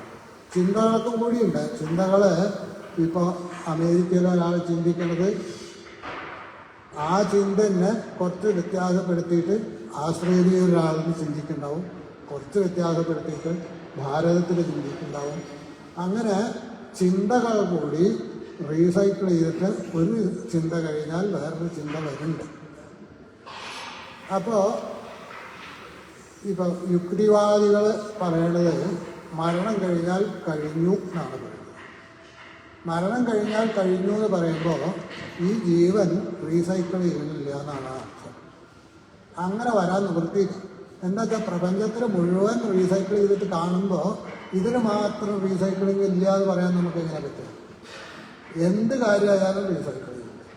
അപ്പോൾ നമ്മുടെ ജീവനും റീസൈക്കിൾ ചെയ്യേണ്ടത് തന്നെയാണ് വിചാരിക്കേണ്ടത്. അത് തന്നെയാണ് മഹർഷിമാരും പറയുന്നത്. ഇതിങ്ങനെ ചുഴന്നുകൊണ്ടിരിക്കുകയാണ്, റീസൈക്കിൾ ചെയ്തുകൊണ്ട് തന്നെ ഇരിക്കുകയാണ്. ജനിക്കുക, മരിക്കുക, ജനിക്കുക, മരിക്കുക, ജനിക്കുക, മരിക്കുക. ഇതിൽ നിന്ന് രക്ഷപ്പെടാൻ,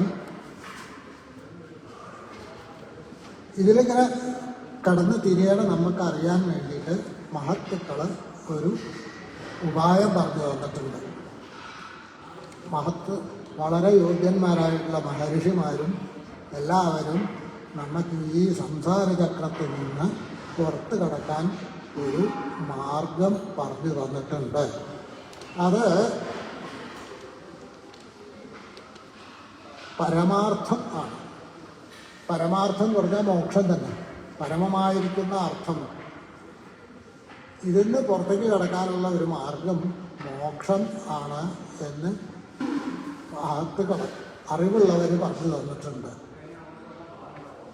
എളുതായിട്ടു മുക്തി ലഭിക്കാനായി, എളുതായിട്ട് വളരെ എളുപ്പം മോക്ഷം കിട്ടാനുള്ള ഒരു മാർഗം മഹത്തുക്കളായിട്ടുള്ള ആൾക്കാർ പറഞ്ഞു തരുന്നുണ്ട്. അത് ചെവി തന്നിതു കേൾപ്പിനെല്ലാവരും. ഞാൻ പറയാം, അത് നിങ്ങൾ കേട്ടാൽ പോരാ, ചെവി തന്ന് കേൾക്കണം. ചെവി തന്ന് കേൾക്കണം എന്ന് പറഞ്ഞാൽ എന്താ അർത്ഥം? ശ്രദ്ധയോടെ കേൾക്കണം. ശ്രദ്ധയില്ലാണ്ട് ചെയ്തതിന് ഒരു ഫലവും ഉണ്ടാവില്ല. ശ്രദ്ധയോടുകൂടി, ശ്രദ്ധയാദേയം, ശ്രദ്ധയോട് കൂടിയിട്ട് വേണം കൊടുക്കാൻ. എല്ലാം ശ്രദ്ധയിൽ ശ്രദ്ധ വളരെ ഉണ്ടായാൽ മാത്രമേ ശ്രദ്ധാവാൻ ലഭത ജ്ഞാനം എന്ന് ഗീതയിൽ പറയുന്നത്. അപ്പോൾ ശ്രദ്ധയോട് കൂടിയിട്ട് ഇത് കേട്ടാൽ മോക്ഷം കിട്ടാൻ വഴിയുണ്ടാവും. ചെവി തന്നിതു കേൾപ്പിനെല്ലാവരും. എന്താണ് അദ്ദേഹം പറയാൻ പോകുന്നത്? നമ്മയൊക്കെയും ബന്ധിച്ച സാധനം കർമ്മമെന്നറിയേണ്ടതുമില്ല. നമ്മളെയൊക്കെ ഇങ്ങനെ ബന്ധിച്ചു നിർത്തിയിട്ടുള്ളതിന് കാരണം കർമ്മം ആണ്. കർമ്മം എന്ന് പറഞ്ഞാൽ ചെയ്തി ആണ് നമ്മളെ മുഴുവൻ ബന്ധിച്ചു നിർത്തിയിട്ടുള്ളത്. അത് പറഞ്ഞത് അത്ര ബോധ്യമാവാൻ വഴിയില്ല. നമ്മൾ സാധാരണ നിലയ്ക്ക് ആലോചിച്ച് നോക്കിയാൽ ചെറുതായിട്ട് ബോധ്യം വരായിരിക്കും. ഇപ്പോൾ ഞാൻ ഇവിടെ വന്ന് ജോലി എടുക്കാൻ തീരുമാനിച്ചു, അതാണ് എൻ്റെ ചെയ്തി, അതാണ് എന്നെ ഇവിടെ ബന്ധിച്ച് നിർത്തിക്കുന്നത് എന്ന് വെക്കാം. ഇതൊന്നും അല്ലാണ്ട് ഈ പ്രപഞ്ചത്തിനെ മുഴുവൻ കർമ്മം ആണ് ബന്ധിച്ച് നിർത്തിയിട്ടുള്ളത് എന്നാണ്. അതായത് ചെയ്തിയാണ് ഈ പ്രപഞ്ചത്തിനെ മുഴുവൻ നിലനിർത്തിപ്പോകുന്നത്. ഇപ്പോൾ ചലനം ഇല്ലാതില്ല. ചലനം ആണ് ചെയ്തിയുടെ ഒരു സ്വഭാവം. ഒന്നും ഇല്ലാണ്ട് വളരെ ശാന്തമായിട്ടിരിക്കുകയാണെന്ന് വെച്ചാൽ അവിടെ ചെയ്തിയൊന്നുമില്ല. പക്ഷേ ഒരു ചലനം വന്നു വെച്ചാൽ അതിന് ചെയ്തി വരും. അപ്പം ചെയ്തി ആണ് ഈ പ്രപഞ്ചം മുഴുവൻ നിലനിർത്തിപ്പോണത്. അത് പറഞ്ഞാൽ അത്ര ബോധ്യം വരും. ഇപ്പോൾ ചലനം ആണ് ഒരു ആറ്റത്തിൽ ചലനം ഇല്ലാന്ന് വയ്ക്കുക. അതിൽ ഇലക്ട്രോണോ പ്രോട്ടോണോ അതൊരൊക്കെ ചലിച്ചിട്ടില്ലാച്ചാൽ ആ ആറ്റം ഇല്ലാണ്ടാവും. അപ്പോൾ നമ്മൾ വളരെ ഒരു മല കാണുക, അനങ്ങാണ്ട് നിൽക്കണ മലയാണെന്ന് വിചാരിച്ചാൽ ആ മല അനങ്ങാണ്ട് നിൽക്കുകയല്ല. അനവധി ചലനം കൊണ്ട്, കണക്കറ്റ ചലനങ്ങളെ കൊണ്ടാണ് ആ മല നിലനിൽക്കുന്നത്. ആ ചലനം ഇല്ലയെന്ന് വെച്ചാൽ മല നിലനിൽക്കാൻ യാതൊരു നിവൃത്തിയില്ല. അപ്പം കർമ്മം ആണ് ഈ പ്രപഞ്ചം മുഴുവൻ നിലനിർത്തിയിട്ടുള്ളത്. കർമ്മം ആണ്. എത്ര ചലനങ്ങളാണ് നിശ്ചയില്ല. ഞാൻ അനങ്ങാണ്ടിരിക്കാതെന്ന് പറയുകയാണെന്ന് വെച്ചാൽ ഞാൻ അനങ്ങാണ്ടിരിക്കുന്നില്ല. അത്ര അനവധി കോടാനുകോടി ചലനങ്ങൾ കൊണ്ടാണ് അനങ്ങാണ്ടിരിക്കുക എന്ന് പറയുന്നത്. അത് അത് നിർത്താനൊന്നും പറ്റില്ല. ഇതിന് കർമ്മം എന്നറിയേണ്ടതുണ്ട്. നമ്മയൊക്കെയും ബന്ധിച്ച കാരണം, നമ്മളെയൊക്കെ അനങ്ങാൻ വയ്യാണ്ട് നിർത്തിയിട്ടുള്ളത് ചലനം ആണ് എന്ന് നമ്മൾ അറിയണം. അത് പറയാണ്, മുന്നാമി കണ്ട വിശ്വമശേഷവും ഒന്നായുള്ളൊരു ജ്യോതിസ്വരൂപമായി. മുമ്പേ ഈ പ്രപഞ്ചം ഉണ്ടാവുന്നതിൻ്റെ മുമ്പേ ഇത് മുഴുവൻ അനങ്ങാണ്ട് ഒന്നും ഇല്ലാണ്ട് ഒരു ജീവസ്വരൂപമായി, ജ്യോതിസ്വരൂപമായി, വെറും ചൈതന്യം മാത്രമായിട്ടായിരുന്നു ഈ പ്രപഞ്ചം ഉള്ളത്. അവിടെ അത് എങ്ങനെയാണെന്ന് വെച്ചാൽ ഒന്നും ചെന്നങ്ങു തന്നോടു പറ്റാതെ വേറെ ഒന്ന് വന്നിട്ട് ഇതിൽ പറ്റാൻ ഇല്ല. അതെന്താ കാരണം എന്ന് വെച്ചാൽ നമ്മളെയൊക്കെ പഠിപ്പിച്ച് തന്നിട്ടുള്ളത്, ആദ്യം പഠിപ്പിക്കുന്നത് തന്നെ പൊളിയാണ് പഠിപ്പിക്കുന്നത്. അതായത് അസത്യം പഠിപ്പിക്കുക. അസത്യം എങ്ങനെയാണ് പഠിപ്പിക്കണമെന്ന് വെച്ചാൽ ഒന്നും ഒന്നും രണ്ട്, ഒന്നും ഒന്നും രണ്ട് എന്ന് സത്യം പഠിപ്പിക്കുകയല്ല, അസത്യം പഠിപ്പിക്കുകയാണ്. എന്താ കാരണം എന്ന് വെച്ചാൽ പൂർണ്ണമത പൂർണ്ണമിതം പൂർണ്ണാൽ പൂർണ്ണമുദച്യതേ പൂർണ്ണസ്യ പൂർണ്ണമാതായ പൂർണ്ണമേവ അവശിഷ്യതേ. പൂർണ്ണത്തിൽ നിന്ന് പൂർണ്ണം എടുത്താൽ പൂർണ്ണം മാത്രം, പൂർണ്ണം തന്നെയാണ് ബാക്കി ഉണ്ടാവുക. അങ്ങനെ വരാൻ പറ്റുമോ? അങ്ങനെ വരാൻ പറ്റില്ല. ഒന്നൊന്ന് ഇപ്പോൾ ഒരു പാത്രത്തിൽ നിറച്ച് വെള്ളം, ആ വെള്ളത്തിൽ നിന്ന് ഒരു ഗ്ലാസ് എടുത്താൽ, ആ ഒരു ഗ്ലാസ് വെള്ളം എടുത്താൽ ആ വെള്ളം ബാക്കി വേറെയാവും, ആ പാത്രത്തിലുള്ള വെള്ളം വേറെയാവും. അത് രണ്ടെന്നെയാണ്. പക്ഷേ പൂർണ്ണം എന്ന് പറഞ്ഞാൽ മുഴുവൻ നിറഞ്ഞു നിൽക്കുന്നതാണ്. ആ നിറഞ്ഞു നിൽക്കുന്നത് എടുക്കാൻ പറ്റില്ല. ഒന്നിന്ന് ഒന്ന് എടുക്കാൻ പറ്റില്ല, ഒന്നിന്ന് ഒന്ന് ചേർക്കാനും പറ്റില്ല. പക്ഷെ അത് നമ്മളെ പഠിപ്പിക്കുക എങ്ങനെയാ വെച്ചാൽ ഒന്നും ഒന്നും രണ്ട് എന്നാണ് പഠിപ്പിക്കുക. രണ്ടും രണ്ട് ഒന്നും ഒന്നും ചേർന്നാൽ ബഷീർ പറഞ്ഞത് ഇമ്മിണി വലിയ ഒന്നല്ല, ഒന്നന്നെ. അത് നമ്മളെ ബോധ്യപ്പെടുത്തില്ല. അതാണ് ഈ പ്രപഞ്ചത്തിൻ്റെ ഗുണം മുഴുവൻ അതാണ്. ഈ ഒന്നാണെന്നുള്ള ബോധ്യം വരുത്താതിരിക്കാം. ഒന്നും ചെന്നങ്ങു തന്നോടു പറ്റാതെ, ഒന്നും വേറെ ഒന്ന് ഈ പൂർണ്ണതയോട് ചേരാൻ പറ്റില്ല. എന്താ വെച്ചാൽ വേറെ ഒന്ന് പൂർണ്ണതയിൽ നിന്ന് വേറെ ഒന്നും ഇല്ല. അപ്പം അത് ചേരാൻ പറ്റില്ല. ഒന്നിലും ചെന്നു താനും വലയാതെ, വേറെ ഒന്ന് ആയിട്ട് തീരാതെ, വേറെ ഒന്നിൽ ചെന്നിട്ട് പെടുക, അങ്ങനെയല്ല. ഒന്നേ ഉള്ളൂ.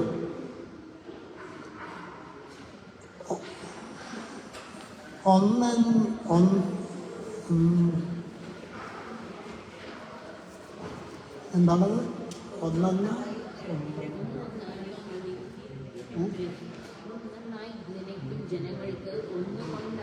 ഒന്നൊന്നായി നിലയ്ക്കും ജനങ്ങൾക്ക്. ഒന്നായിട്ട്, ഒന്നിനെ ഒന്നായിട്ട് അറിയണ ആൾക്കാർ.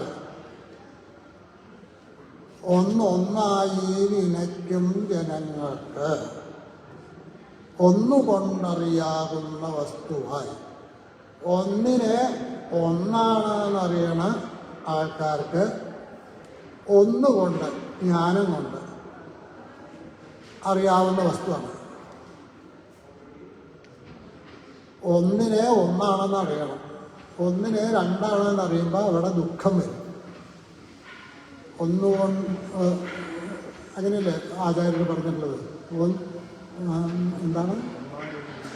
ഒന്നായ നിന്നയിഹ രണ്ടെന്ന് കണ്ടളവിലുണ്ടായൊരുണ്ട്. ആ ദുഃഖം വരും. ആ ദുഃഖം വരാതിരിക്കണമെങ്കിൽ ഒന്നിനെ ഒന്നാണെന്ന് തന്നെ മനസ്സിലാക്കണം.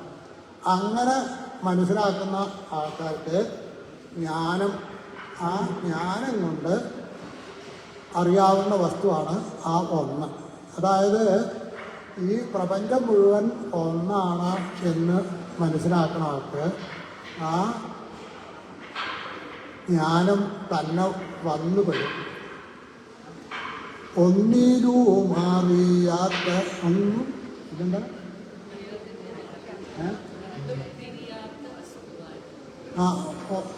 അതെ, ഒന്നാണെന്ന് വിചാരിക്കാത്ത ആൾക്കാർക്ക്, ഇതൊക്കെ പലതാണെന്ന് വിചാരിക്കുന്ന ആൾക്കാർക്ക് ഇത് മനസ്സിലാവില്ല. ഈ ഒന്നാണെന്നുള്ള കാര്യം മനസ്സിലാവില്ല. ഒന്നിനെ പലതായിട്ട് കാണുന്ന ആൾക്കാർക്ക് ഈ കാര്യം ഒന്നാണെന്ന് മനസ്സിലാവില്ല. അങ്ങനെയുള്ള വസ്തു കൊണ്ടാണ് ഈ പ്രപഞ്ചം ഉണ്ടായിട്ടുള്ളത്.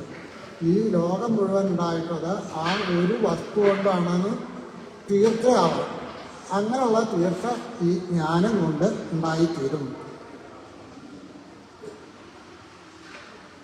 ഒന്നുപോൽ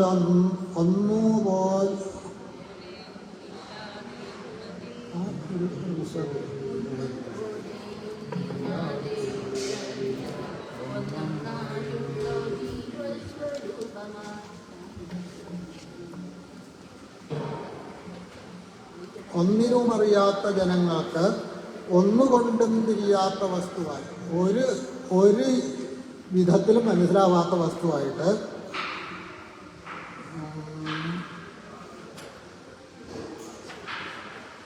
ഒന്നുപോലെ ഒന്നില്ലാതെയുള്ളതിൽ ഒന്നൊന്നായുള്ള ജീവസ്വരൂപമായി.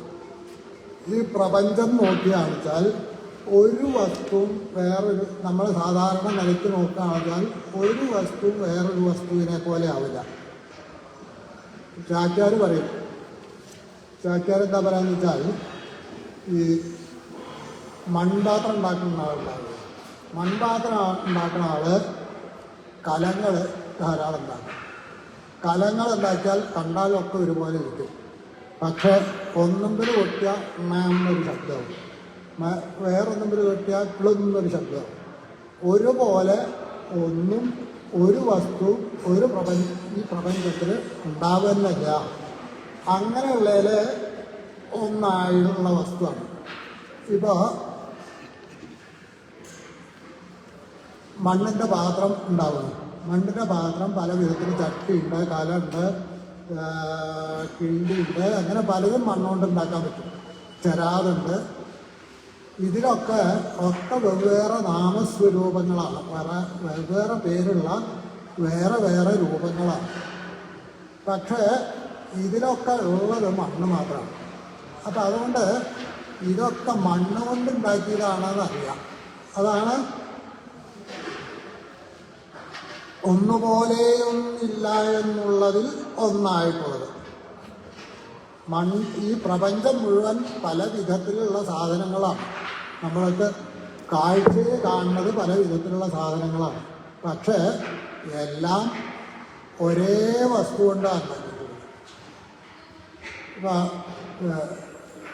ആധുനിക ശാസ്ത്രത്തിൽ പറയും എനർജിയാണ് ഈ പ്രപഞ്ചം മുഴുവൻ നിലനിൽക്കുന്നത് എന്നാണ് പറയുന്നത്. ആ എനർജി പല വിധത്തിൽ കൂടിയിട്ടാണ് ഒരു വസ്തു ഉണ്ടാകുന്നത്.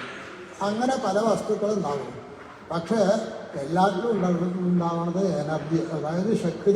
പ്രകൃതി തന്നെയാണ്, ശക്തി സ്വരൂപമാണ് ഈ പ്രപഞ്ചം മുഴുവൻ. അപ്പം അതുകൊണ്ട്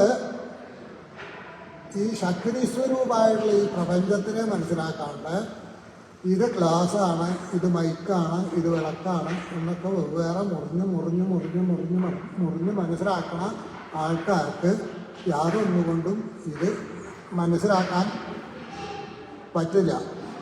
ആ എല്ലാറ്റിലും യോജിച്ചുള്ള ഒരേ വസ്തു ഉള്ളത് ആ ജീവസ്വരൂപമാണ്, പരമാത്മാവാണ്. ആ പരമാത്മാവെന്നാണ് ഈ പ്രപഞ്ചങ്ങളൊക്കെ ഒരു എന്താ പറയുക, കടലിൽ തിരണ്ടാവുന്ന പോലെ വെവ്വേറെ ഉണ്ടായി കാണുന്നത്.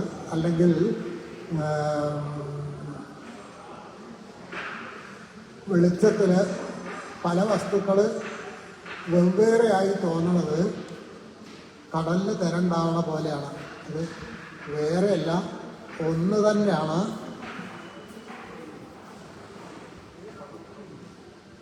ആ പ്രപഞ്ചം ഉണ്ടാക്കിയിട്ടുള്ള ആ ജീവൻ അല്ലെങ്കിൽ ഒന്നായിട്ടുള്ള ആ വസ്തു തന്നെയാണ് ഈ പ്രപഞ്ചം മുഴുവൻ ഉണ്ടാക്കി തീർത്തത്. ഒന്നിലും ഒരു ബന്ധമില്ലാതെ ആ പ്രപഞ്ചം ഉണ്ടാക്കിയിട്ടുള്ള ആ ജീവനാണെച്ചാൽ ഇതിൽ ഒരു ബന്ധവും ഇല്ല. ഇപ്പം നമ്മുടെ ജീവന് ഞാൻ ജനിച്ചപ്പോൾ മുതൽ അനവധി മാറ്റങ്ങൾ എൻ്റെ ശരീരത്തിൽ വന്നിട്ടുണ്ട്. എൻ്റെ ശരീരത്തിൽ വന്നിട്ടുണ്ട്, ജീവിത സ്വരൂപത്തിൽ ജീവിക്കുന്ന അവസ്ഥയിൽ വന്നിട്ടുണ്ട്. ഇതൊന്നും എൻ്റെ ജീവനെ ബാധിച്ചിട്ടില്ല. ഇതുപോലെ പ്രപഞ്ചം മുഴുവൻ നിറഞ്ഞു നിൽക്കുന്ന ആ പരമാത്മാവിനെ ഇത് യാതൊന്നും ബാധിച്ചിട്ടില്ല.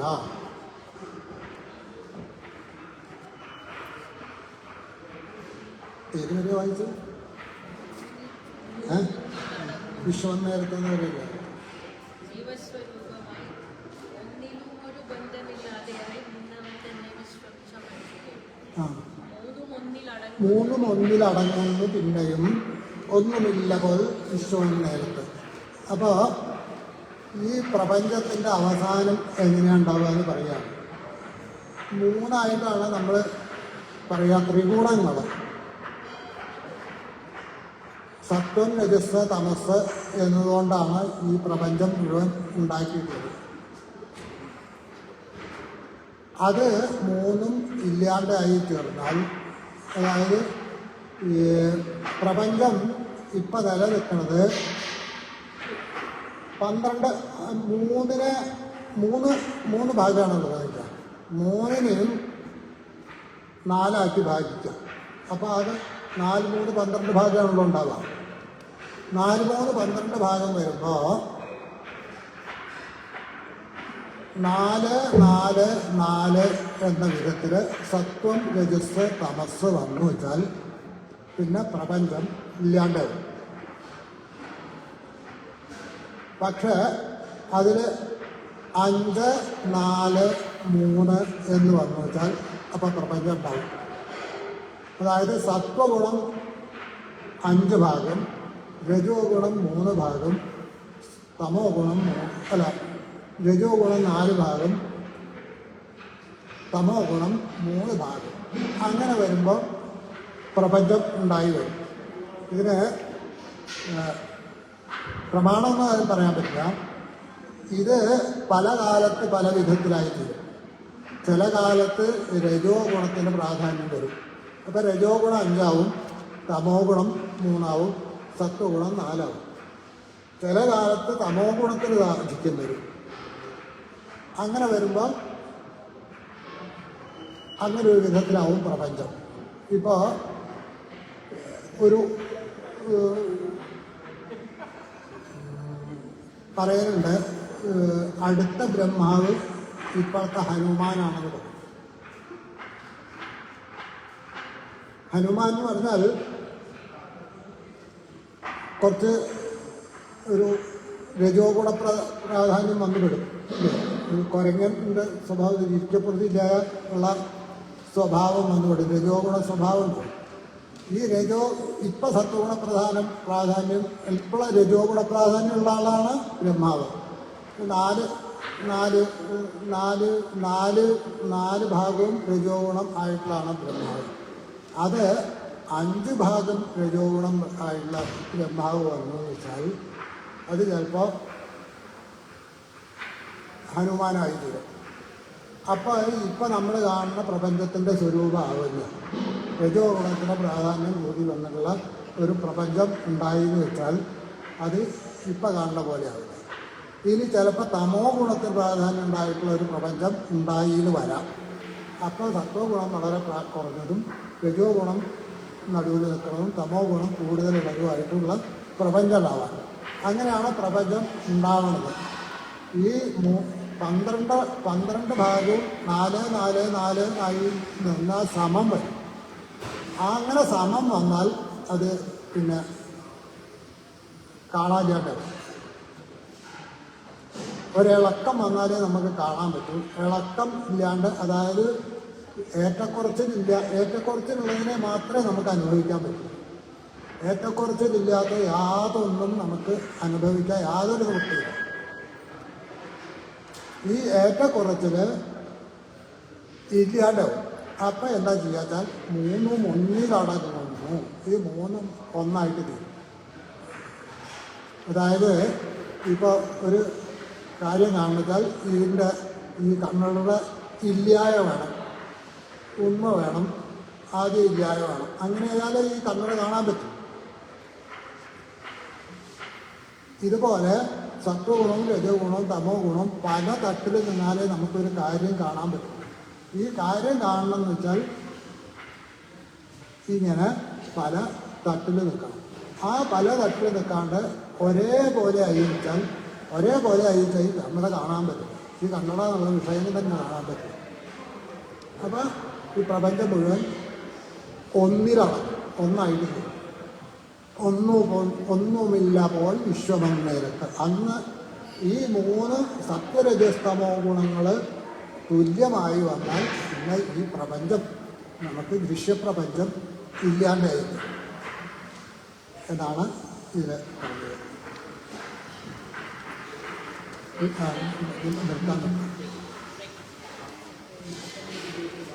കൃഷ്ണ കൃഷ്ണ മുകുന്ദ ജനാർദ്ദന കൃഷ്ണ ഗോവിന്ദ നാരായണ ഹരേ അച്യുതാനന്ദ ഗോവിന്ദ മാധവ സച്ചിദാനന്ദ നാരായണ ഹരേ.